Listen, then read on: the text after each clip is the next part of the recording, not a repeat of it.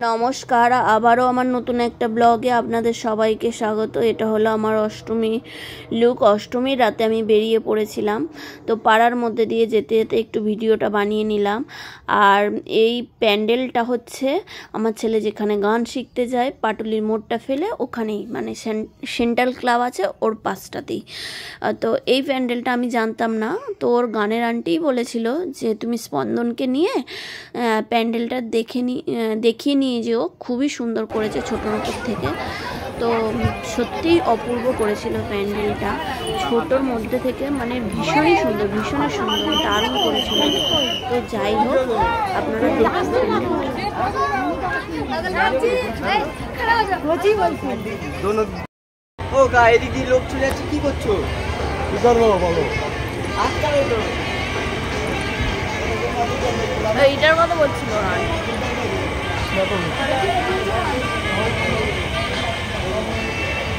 দেখুন, সামনেটা খালি করুন, সামনেটা খালি করুন, এগিয়ে যান, এগিয়ে যান। দেখেছিস? এবার কাট, এবার কেটে দে।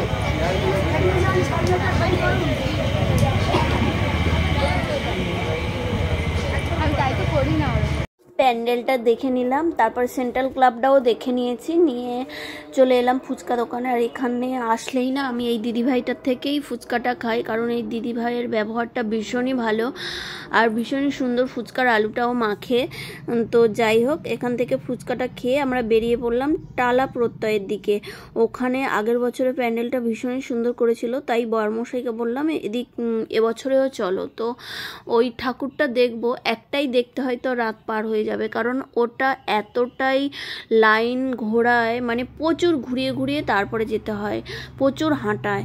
তো যাই হোক, তো ছেলের খুবই কষ্ট হচ্ছিল। ওখানে যে ভলেন্টিয়ার দাদাগুলো ছিল, তো ও চিৎকার চেঁচামেচি করছিল গরমের জন্য।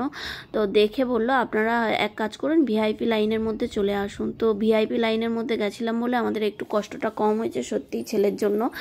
আর ভীষণই সুন্দর অপূর্ব প্যান্ডেলটা, পার্ট টু পার্ট করেছিল, মানে বুঝিয়েছিল একটা একটা পাঠ করে। তো আমার বরমশাই বলছিল প্যান্ডেলটার পিছনে মনে হয় কোটি টাকা খরচ করেছে, সত্যি অপূর্ব হয়েছিল প্যান্ডেলটা। তো যাই হোক, আমি এখানেই ভিডিওটা শেষ করলাম। ভিডিওটা যদি ভালো লেগে থাকে আপনারা লাইক কমেন্ট করে পাশে থাকবেন। সবাই সুস্থ থাকবেন, সাবধানে থাকবেন, আর পুজোটাকে সুন্দর করে উপভোগ করুন। আর একটা মাত্র দিন, তাই না? শেষ, রাত পোহালেই পুরো শেষ, সব শেষ হয়ে যাবে। এই একটা দিনের জন্য মানুষ সারা বছর ধরে অপেক্ষা করে বসে থাকে।